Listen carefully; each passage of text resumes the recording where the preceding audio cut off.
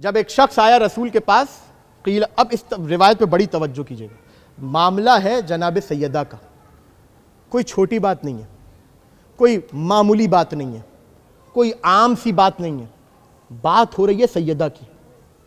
और रसूल फरमा रहे कीला लिन्नबी, नबी से जब पूछा गया, कद अलिमना महर फातिमा फिल अर्ज़ वमा महरोहा फिस समा।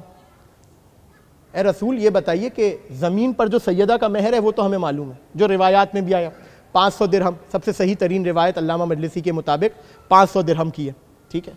उसके अलावा बकरे की खाल, यमनी चादर, ये सैयदा का महर जो ज़मीन पर था। या रसूल अल्लाह ये बताइए सैयदा का आसमानों पर क्या महर है? क्या ख्याल है, रसूल ने क्या कहा होगा? रसूल ने फरमाया सल अम्मा यानी का वदा माला यानिक का, सुन जितनी तेरी हैसियत है उतना पूछा कर। कहां बैठे हैं? यानी रसूल ने बताया जितना तुम्हें जमीन का महर बता दिया ना, तुम्हें अगर वही समझ में आ जाए बड़ी बात है, आसमानों का महर पूछोगे तो सटपटा के रह जाओगे, सटपटा के रह जाओगे। और चूंकि सैयदा का मामला, लिहाजा बहुत मोहतात होकर कलाम करो रसूल खुदा से। सलमा अम्मा यानी का, वो पूछो जिससे तुम्हारा मतलब है, छोड़ दो उससे जिससे तुम्हारा मतलब नहीं है। उसने कहा या रसूल अल्लाह हाजा मिम्मा यानी का, मेरी मुराद है ये, मैं जानना चाहता हूँ सैयदा का महर आसमानों पर क्या है। जब रसूल ने देखा कि खरीदार है, जौहरी है, ज़र्फ रखता है कि सुन सके कि सैयदा का महर आसमानों में क्या है, तब बताया। यानी जुमला कहकर कि उतना पूछो जितनी तुम्हारी हैसियत है, पहले रसूल ने यह चेक किया कि इसका ज़र्फ कितना है। दुनिया वालों के लिए बता दिया 500 दिरहम, यमनी चादर और बकरी की खाल या बकरे की खाल, लेकिन जब आसमानों की बात आई तो अब रसूल खुदा सबको नहीं बताएंगे। और मैंने भी जानबूझ के ये रिवायत यहां छेड़ी है। जब रसूल ने नहीं बताया गैर हर आम और गैर को, तो मैं क्यों बताऊं? अब चूंकि जाहिर है जब मेरे सामने सैयदा के वफादार बैठे हों और सैयदा के बच्चों का नमक हलाल करने वाले बैठे हों, तो अब इल्मी दयानतदारी है कि मैं ये रिवायत बताऊं। रसूल ने फरमाया काना महरोहा फिल अर्ज फिस समा खुमसल अर्ज। सुनो, सैयदा आसमानों पर सैयदा का महर जमीन का 5वां हिस्सा है। तवज्जो तवज्जो, यहीं तक लाना था आपको, तकरीर आखिरी मनाजिल की तरफ है। सैयदा का महर आसमान पर जमीन का 5वां हिस्सा है। रसूल अगर यहां खामोश हो जाते तो क्या बड़ी बात थी। अब अगला जो जुमला है रसूल खुदा का, वो बताता है कि क्यों रसूल खुदा ने यह जुमला कहा कि वो पूछ जितनी तेरी हैसियत है। आसमानों पे सैयदा का जो महर है वो जमीन का 5वां हिस्सा। फमम मशा अलैहा मुग़ज़िबन लहा या मुबग़िज़न लहा वले वुल्दहा मशा अलैहा हरामन इला अन तक़ूम अस्साआ। रसूल ने कहा सुनो, अल्लाह ने आसमानों में सैयदा का महर जमीन का 5वां हिस्सा रखा। जो सैयदा का बुग़्ज़ और सैयदा की औलाद का बुग़्ज़ लेकर इस जमीन पे चले, उसका चलना हराम।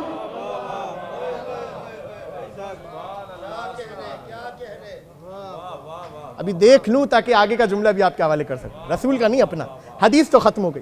कयामत तक उसका उस जमीन पे चलना हराम। क्यों हराम? मिल्कियत है सैयदा की,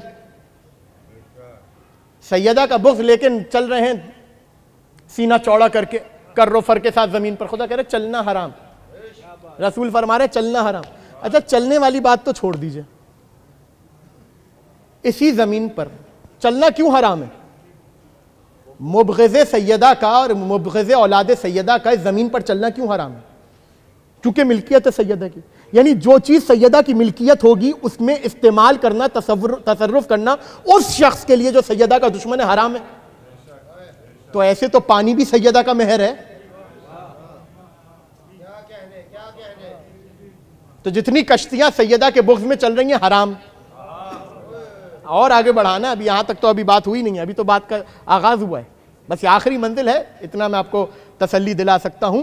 लेकिन ये रसूल ने बता दिया कि इस जमीन पर जो सैयदा के बुग़्ज़ के साथ चलेगा उसका चलना हराम। तो जमीन पर चलना क्यों हराम हुआ? इसलिए कि जमीन मिल्कियत है सैयदा की, तो पानी भी तो मिल्कियत सैयदा का है, तो पानी पे कश्ती चलाना हराम, पानी पीना हराम। वैसे नहर से पानी बह रहा हो, आपको इजाजत है, आप पी सकते हैं, इजाजत की जरूरत ही नहीं है, अल्लाह का चश्मा है, जहां से दिल चाहे पी लो। लेकिन चूंकि अब मिल्कियत हो गई है सैयदा की, तो अब मुझे एक बात बताइए इंसाफ से, इसी जमीन से गल्ला भी उग रहा है, इसी जमीन से फल भी आ रहे हैं, इसी जमीन से अनाज भी, गंदुम भी, दालें भी, तो जो कुछ इस जमीन से उगेगा वो सैयदा का है या नहीं है? जुमला आपके हवाले। अमा जब चलना हराम है तो खाना तो बतरीके औला हराम, खाना तो बतरीके औला हराम, जब चलना हराम है। और ये खाने की जहां तक बात आई तो हादीस में है अक्लुत ताम के हवाले से कि जब तुम खाना खाते हो फल यंजुरिल इंसान इला तामिही, कुरान की आयत है, इंसान को देखना चाहिए वो क्या खा पी रहा है। क्यों कहा खुदा ने? हराम से बचो। क्यों हराम से बचो? जो तुम खाओगे, बच्चा आए, बच्चे को आप कुछ ना दें, इस दुनिया में पैदा हुए बच्चे को नुमू कर पाएगा? बीमारियां लेकर मर जाएगा, खुदा ना खास्ता। क्यों? ग़िज़ा उसकी ज़रूरत है, पानी उसकी ज़रूरत है। यही ग़िज़ा और यही पानी गोश्त बनाएगी, खून बनाएगी, हड्डियां बनाएगी, जिससे उसका वजूद एक मुकम्मल जाकर शबाब पर आकर मुकम्मल होगा। कुछ समझ में आ रहा है मैं कहां तक आपको लेके जाना चाह रहा हूं? सैयदा का दुश्मन जब इस दुनिया में आया, पानी भी हराम पिया, खाना भी हराम का खाया, हवा भी हराम सूंघी। अब जब शबाब पे पहुंचा है तो हड्डियां भी हराम, गोश्त भी हराम, खून भी हराम। अब समझ में आया, मुबग़िज़े सैयदा का पूरा वजूद हराम।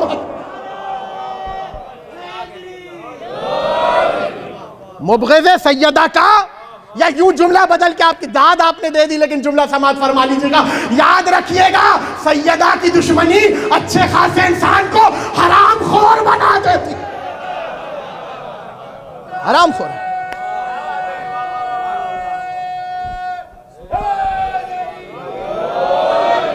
मुझे ये कहने में कोई यार नहीं है, हराम खोर है जो सैयदा का दुश्मन है।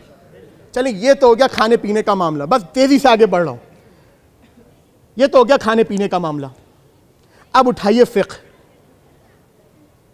और सवाल कीजिए हर तबके के आलिम से, सरकार नमाज पढ़नी है, मालिक ने इजाजत नहीं दी कि इसकी जमीन पर नमाज पढ़ो, कहां बैठे? नमाज हो जाएगी? वो कहेंगे नहीं हो सकती। नमाज नहीं हो सकती तो मस्जिद भी गलत। साथ है ना? तकरीर खत्म करूं या आखिरी जुमला, आखिरी मंजिल आपके हवाले कर दूं? तो नमाज हो जाएगी? क्या नहीं होगी? बातिल है अगर मालिक की इजाजत के बगैर उसकी जमीन पर नमाज पढ़ ली जाए, बातिल है, बातिल है। देखें, दो चीजें हैं, इनको अच्छी तरीके से समझिए। एक है शर्त, एक है शत्र। शर्त उसे कहते हैं जो अमल के ऊपर हावी होती है, शत्र कहते हैं अज्जा को, जुज को, जो अमल में दाखिल होता है। तशहुद नमाज का जुज है, क़ियाम नमाज का जुज है, वुजू नमाज की शर्त है। अगर अज्जा पूरे हो जाए, शर्त पूरी ना हो, अमल काबिल कबूल नहीं है। ऐसा है। फजल किसे कहते हैं? फजल कहते हैं कि हैसियत ना हो किसी के साथ, करम कर दिया जाए, उसे कहते हैं फजल। ठीक है। एक बच्चा पहुंचा टीचर के बाद, फुला डेट पर आपको असाइनमेंट जमा करवाना था, पहुंच गया असाइनमेंट लेकर। टीचर ने कहा अज्जा तो सारे पूरे हैं, ए टू जी सारा काम तुमने किया हुआ है, लेकिन शर्त पूरी नहीं हुई, जो डेट हमने देती उससे 2 दिन लेट आए हो, तो अब अगरचे तुम्हारे अज्जा पूरे हैं, कबूल नहीं करेंगे। और एक बच्चा 2 दिन पहले आ गया मुकर्ररा डेट से, असाइनमेंट लीजिए, 1-2 चीजें उसमें मिसिंग थी, तो टीचर ने कहा ठीक है, अब बैठ के वक्त है तो बैठ के इसको मुकम्मल कर लो, या फिर हम तुम्हें 1-2 नंबर इसके दे देंगे। यानी फजल भी वहां होता है जहां पे शर्त पूरी हो। कुछ समझ में आया? फजल भी वहां होता है जहां शर्त पूरी हो। अगर शर्त और शर्त में फर्क ये है, अज्जा पूरे हो जाएं लेकिन शर्त पूरी ना हो, अमल मुंह पे मार दिया जाता है। लेकिन अगर शर्त पूरी हो जाए और अज्जा पूरे ना हो तो फजल हो जाता है। याद रखिएगा, अली की विलायत इबादतों का जुज़ नहीं, शर्त है।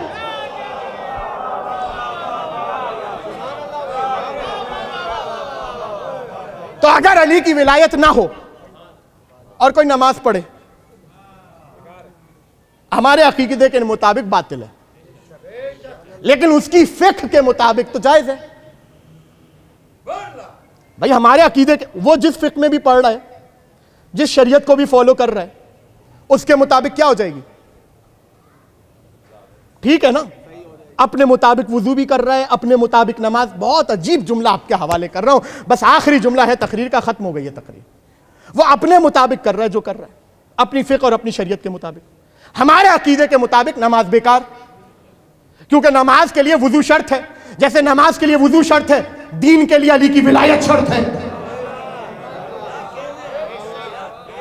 दीन के लिए, खत्म हो रही है तकरीर, आखिरी जुमले, दीन के लिए अली की विलायत शर्त है। तो अगरचे उसने नमाज अपनी फिक्र के मुताबिक सही पढ़ी है, हमारे अकीदे के मुताबिक बातिल है।